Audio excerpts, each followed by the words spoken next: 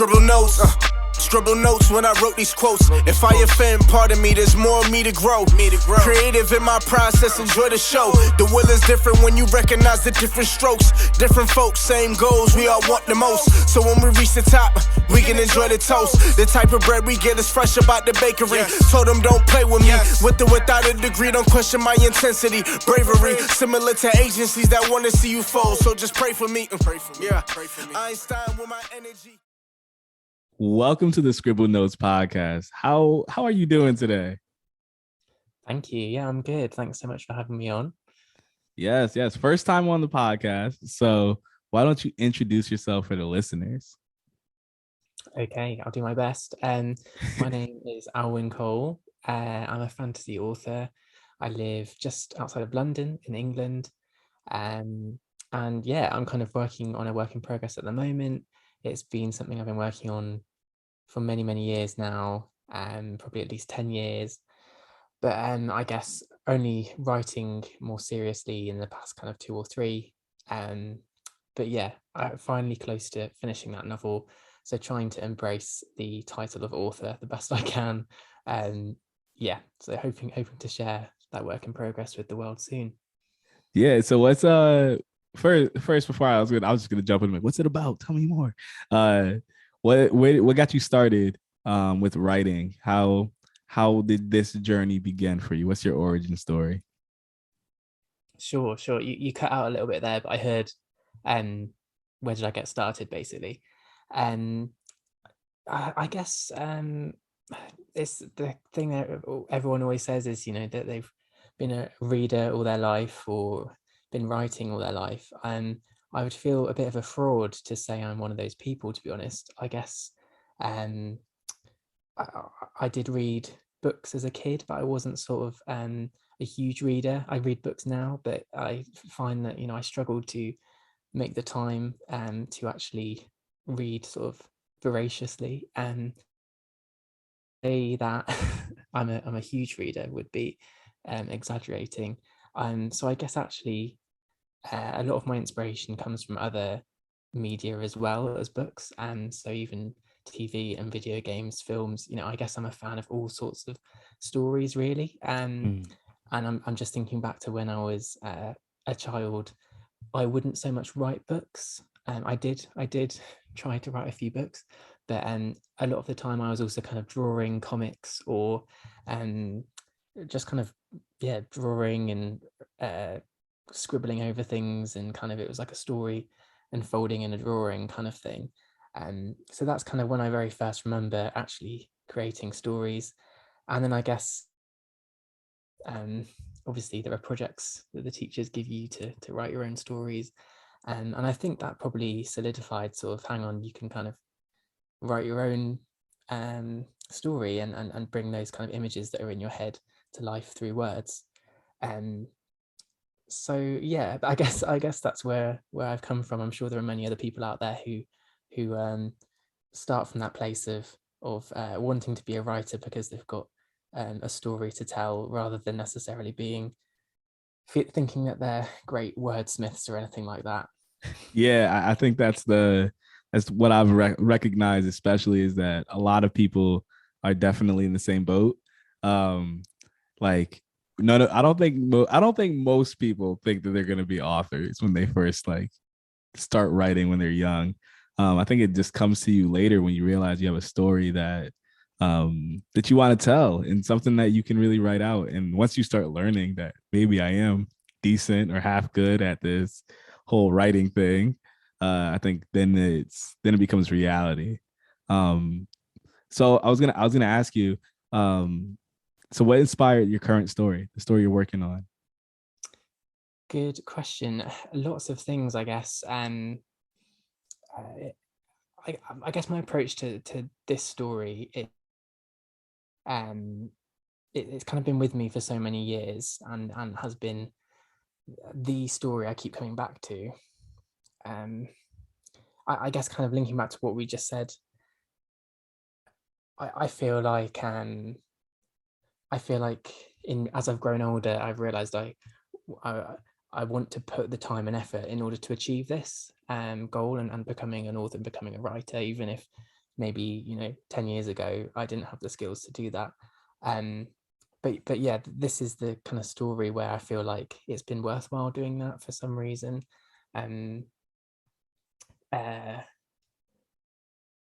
So there's an element of it's just, I'm not even sure where the origins of it were at this point.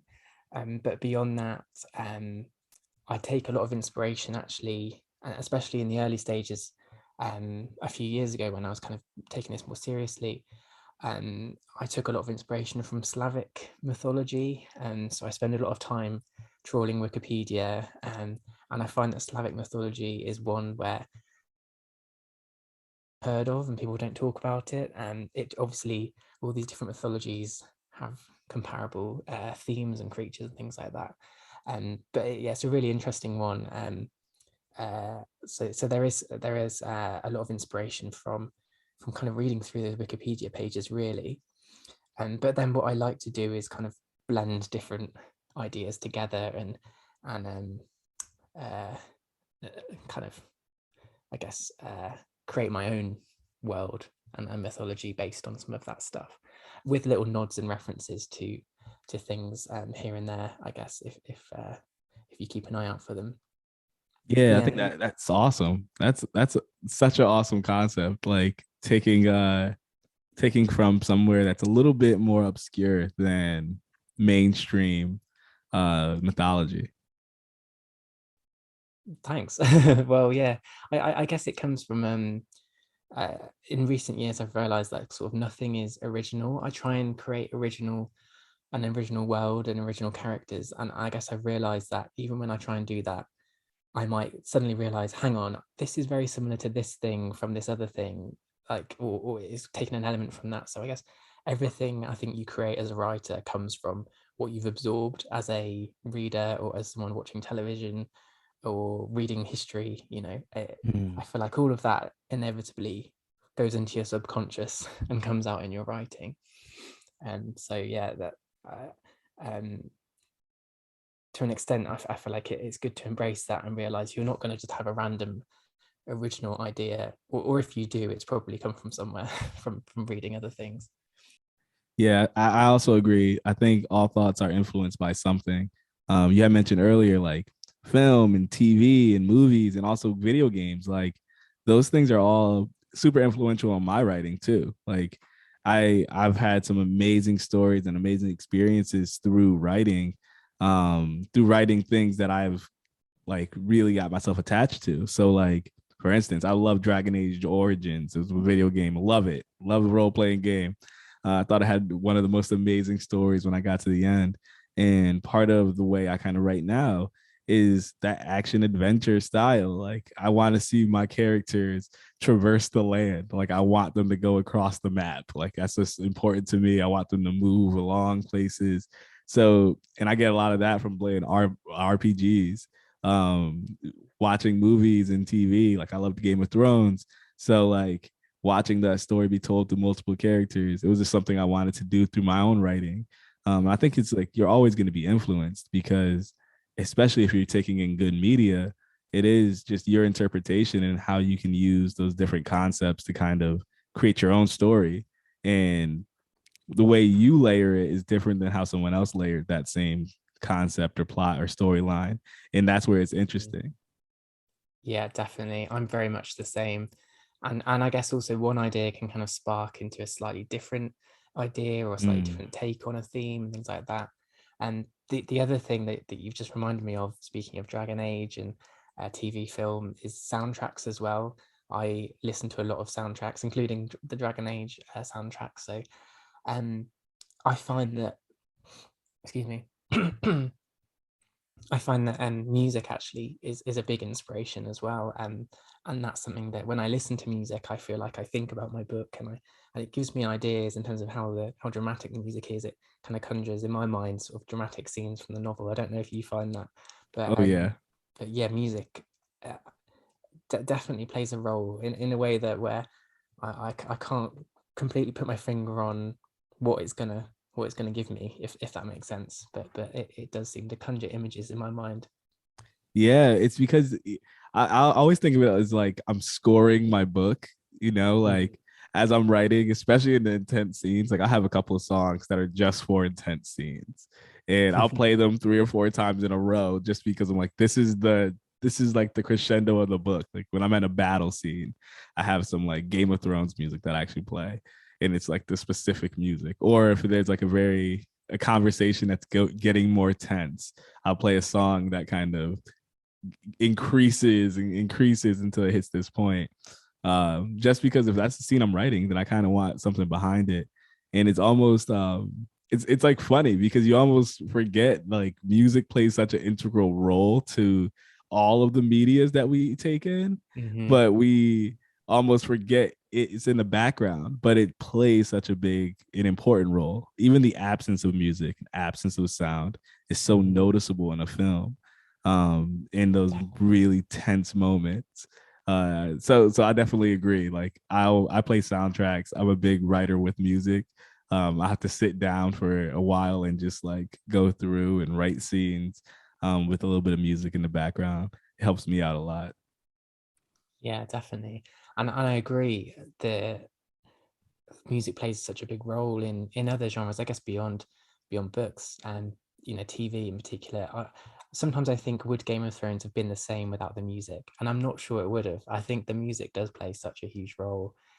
The different themes for different characters, and yeah, I think it gives so much to the feeling of watching Game of Thrones.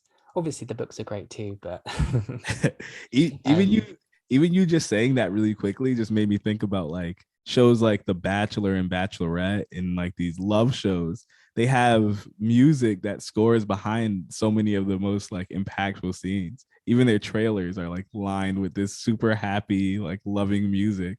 Imagine those same sequences with a different music. It would just suddenly change the entire tone of everything.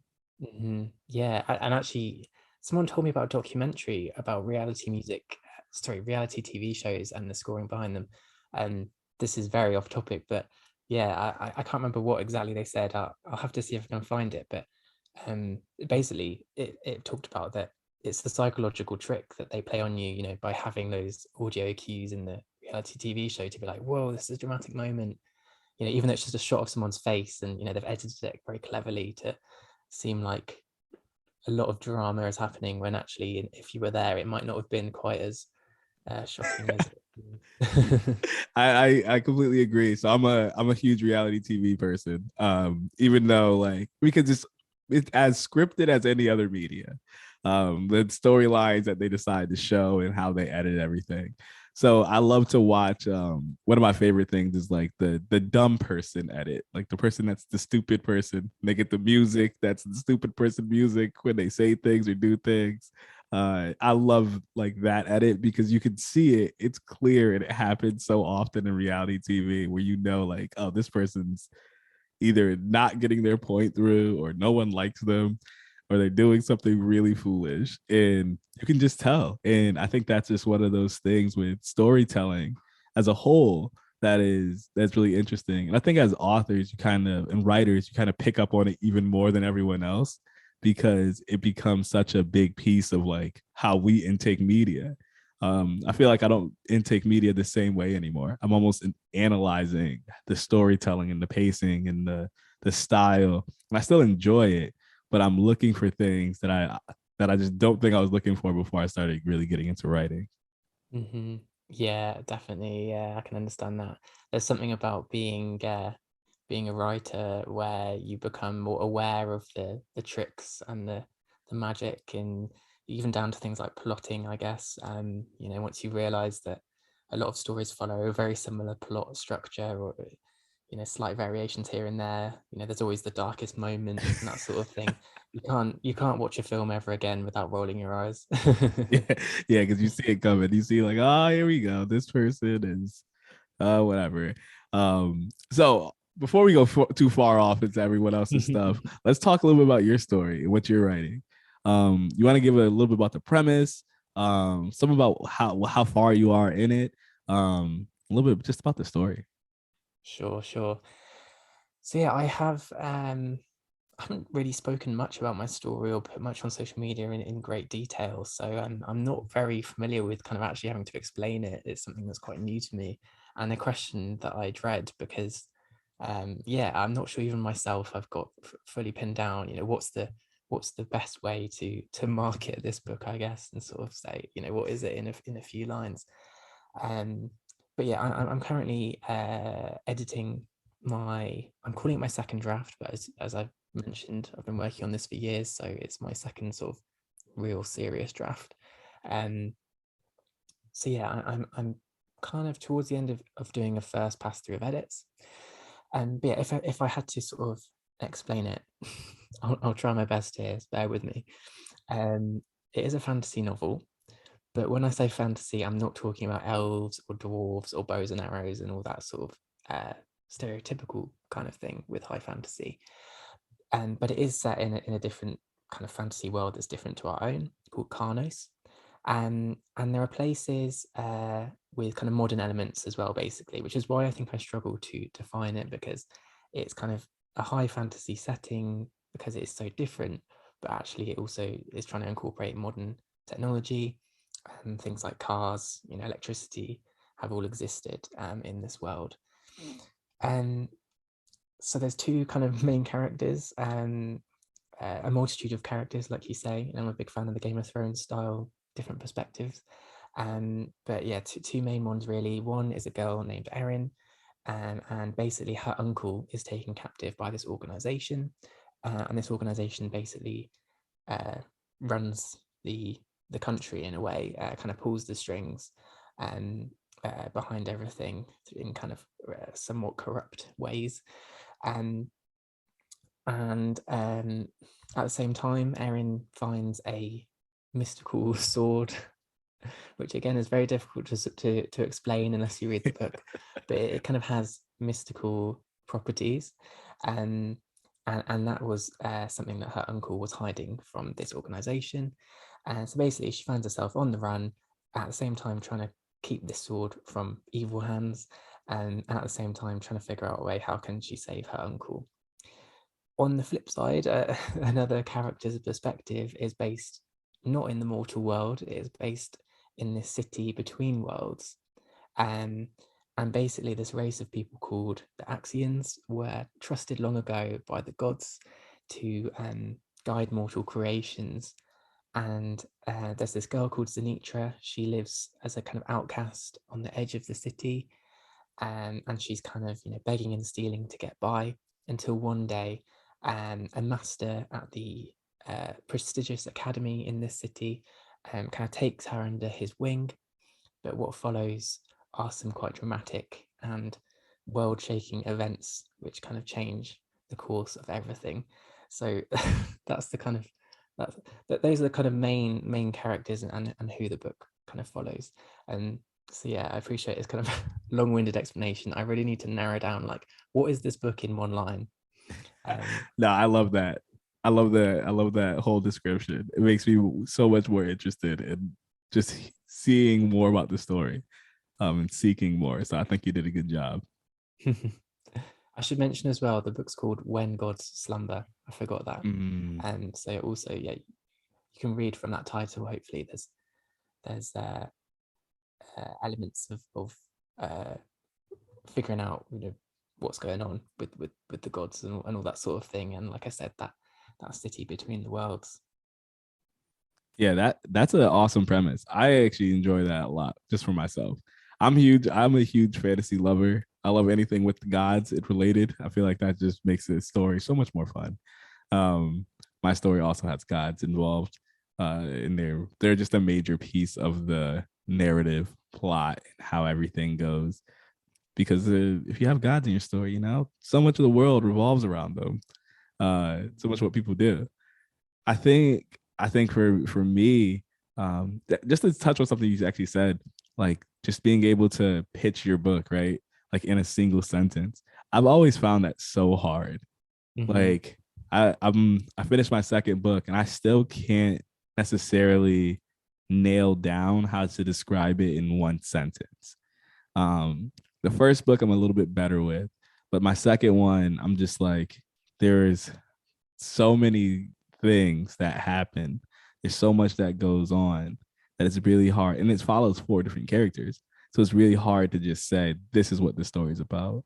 um I think ultimately I ended up landing on something about secrets can be fatal, and that Like is it. that is what this story is about. It's just how fatal secrets can be. um the real tagline is like, when you gamble with secrets, costs are fatal. And that's what I landed on. And I think it does an adequate job at describing what the story is, but it also doesn't necessarily cover every piece that I'm kind of exploring Mm-hmm. in the narrative. But I don't think you can in one sentence. Mm-hmm. That's why we Yeah, write true. books. Yeah, yeah, you've still got to read the book. um is your book a fantasy as well then? Yes, yes, it's Yeah. dark fantasy, because I like to just make everything worse. That's how I feel like dark fantasy all is. It's just making stories worse. Whatever was bad can just get extra bad. I Um, wonder if it's a particular challenge for fantasy, because even as I was kind of reading my notes here, trying to describe my novel, I'm like, well, you kind of need to understand this particular thing in the lore and that sort of like what this term means, which is very difficult to explain in a short amount of time. Whereas over the course of the novel, obviously, you can see that in there and people come to understand the terms and magic systems and all that sort of thing. Um, so yeah, me talking about a magical sword wasn't very, and also I don't like using the term magic as well. mm, I don't like things that are simple magic. I don't know. I kind of want the magic to feel more embedded in the world than that, if that makes sense. yeah, I don't reference magic at all, or I don't reference magic in my story as a piece of what the narrative is, because I don't believe.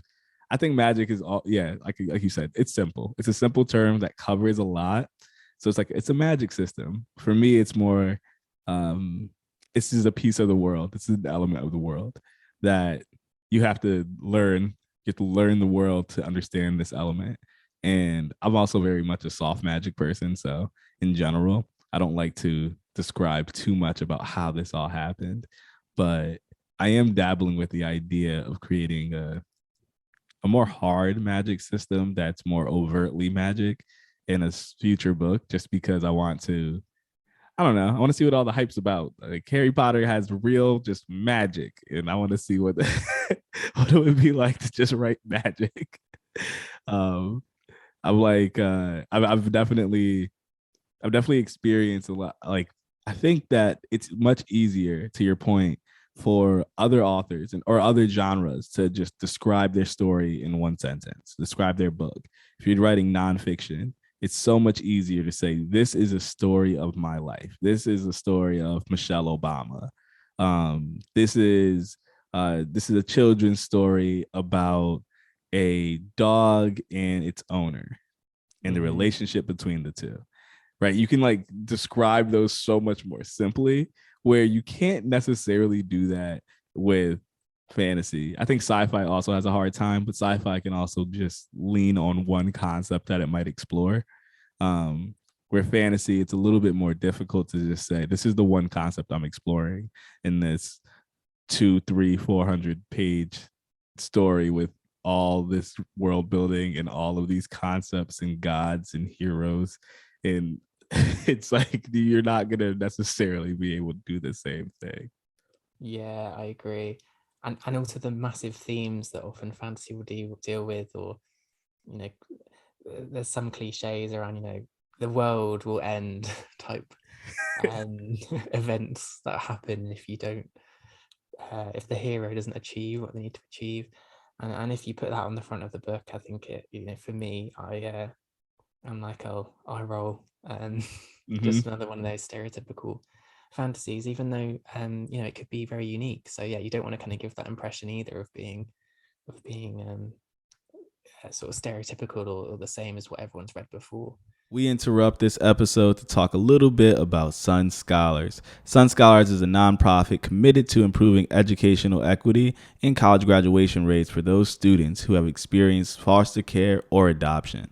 Sun Scholars Inc. is dedicated to serving Connecticut's former foster youth with a student-first mentality. Their goal is to support individuals and help them reach their best outcomes. If you'd like to learn more about Sun Scholars or how to donate, check out their website, sunscholarinc.org. That's sunscholarinc.org. Now, back to the show.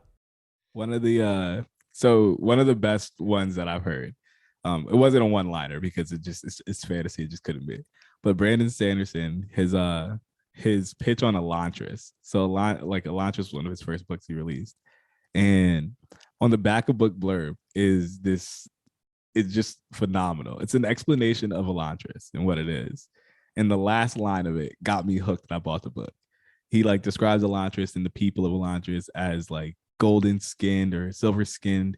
With these amazing godly powers and magic and all the things that they did, the advanced technology, and how their city was looked at as the epicenter of everything. And he said for years and decades, they passed down this magic to everyone, and everyone looked to Elantris. And he said they were basically gods among people, and they were they would live forever. And then he said forever ended 10 years ago, and it was like, what? I gotta read this. And it just started off forever ended 10 years ago, and it's basically the prologue to his book, and it just sold the idea, because from there I wanted to know what happened to Elantris. And the entire time you're reading the book, the only thing you're asking is what happened to Elantris. The character is trying to figure it out, you're trying to figure it out, and there's a whole other narrative that goes on. But he carries the entire story based off of that one premise. What happened to Elantris? Nice. Yeah, I love that.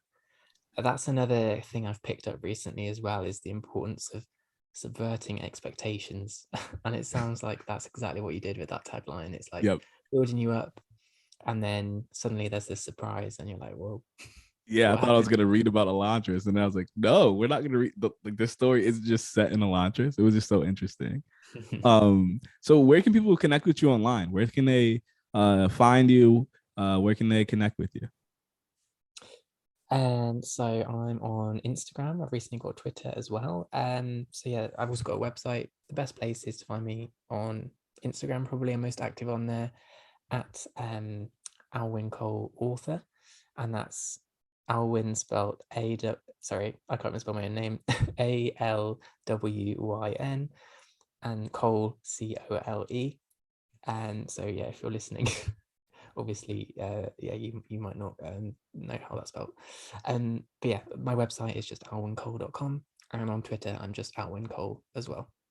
Awesome. So as someone that's writing, about to publish pretty soon at some point, right? You're entering that editing process now. What kind of advice do you give someone that's also starting out? I remember when I was debuting and I was first writing, there was so much that I felt overwhelmed by. What kind of advice do you give someone that's just starting? Oh, great question. There's lots of advice out there. I guess there's lots of advice I could give, lots of things I've learned. I think one of the best things, to be honest, is to listen to podcasts like this and listen to writing podcasts, because you hear so much advice and you absorb it. So keep doing that. For me, what really I think was important was sort of having so many ideas, but realizing, kind of figuring out what's the one story I want to focus on, and really committing to that, because as I think all writers say, it's the consistency that's key, and it will take a long not only finish your first draft, but then to revise it, rewrite it, edit it, etc. And it will probably take longer than you think. Hopefully not as long as me, 10 years down the line, but it is a whole process and a whole journey, and consistency is the main thing. If you can find that sort of rhythm, and you will eventually get there, even if you write 200 words a day or 500 words a week, and just find how you can kind of fit that consistency into your life. I think that's really good advice. Honestly, just saying, find that story and find that story you're gonna write, just write it. So often it becomes overwhelming. We have all of these amazing ideas as authors, and especially in the beginning when you're before you really start the writing process, it just all of these concepts, all these cool stories and these cool characters that we want to create and put in the world, and it can become almost like too much fun to just world build and create stories, and then not actually write them.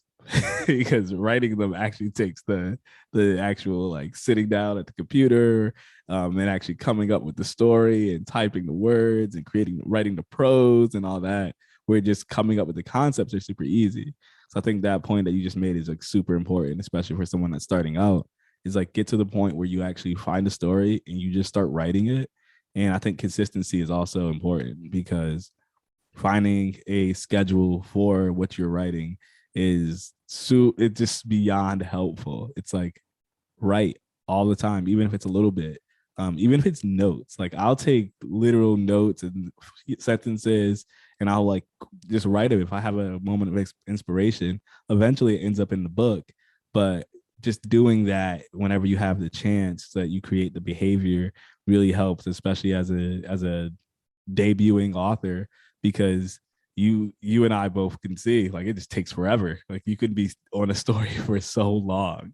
So if you're not doing it consistently, it'll take even longer or not get done at all. Yeah. I think one thing that helped me as well in doing that, I guess I knew this advice for so long about consistency. What the one thing that helped me was sort of actually tracking when I do write and when I do take that time, because time does escape for me.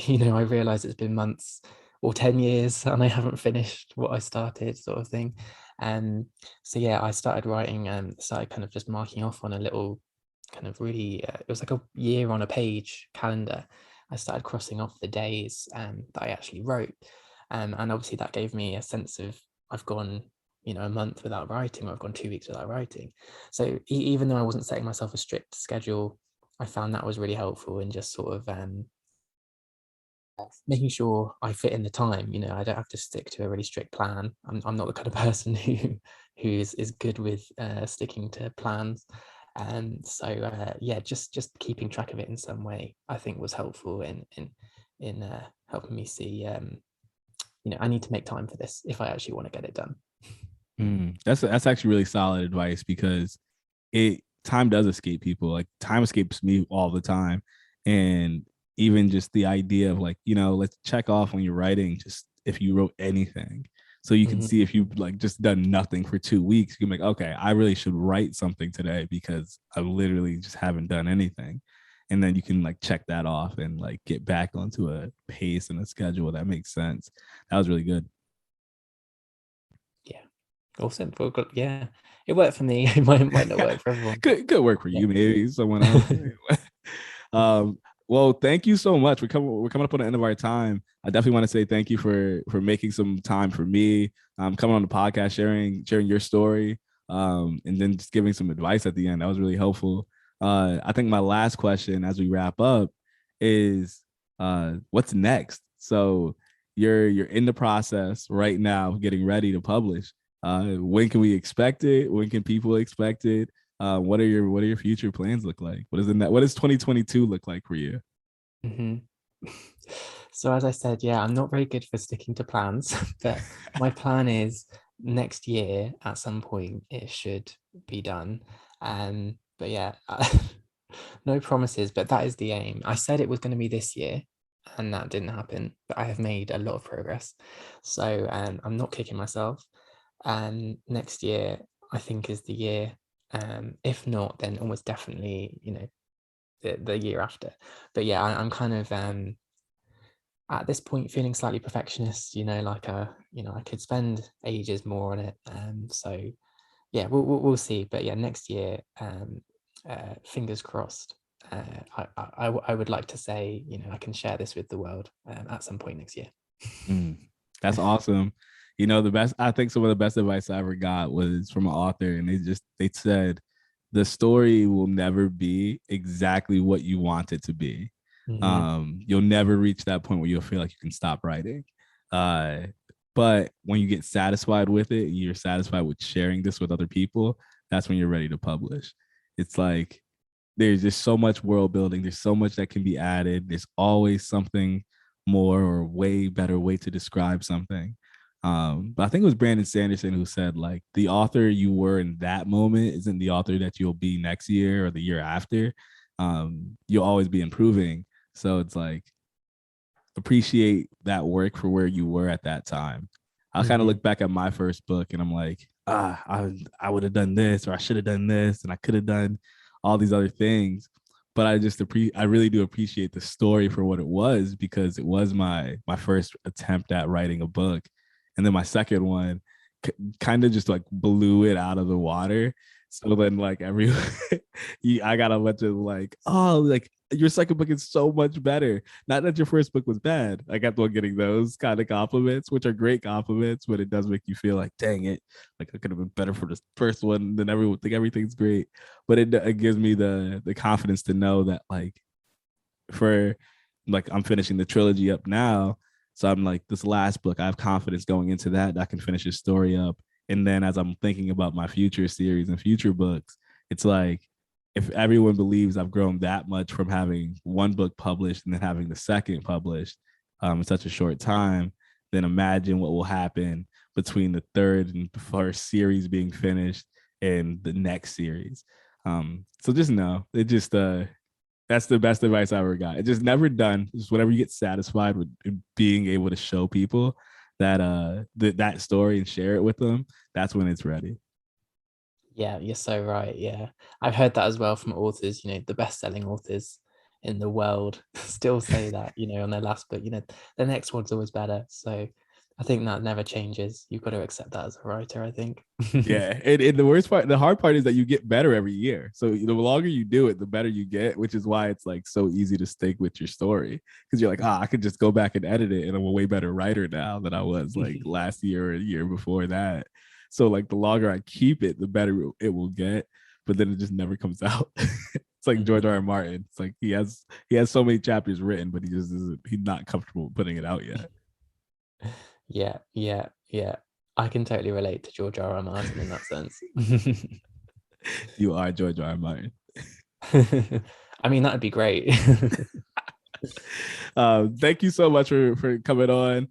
This has been an episode of Scribble Notes, and y'all know what it is. Peace out. Scribble notes when I wrote these quotes. If I offend, pardon me, there's more of me to grow. Creative in my process, enjoy the show. The will is different when you recognize the different strokes. Different folks, same goals, we all want the most. So when we reach the top, we can enjoy the toast. The type of bread we get is fresh about the bakery. Told them don't play with me, with or without a degree, don't question my intensity. Bravery, similar to agencies that want to see you fall. So just pray for me.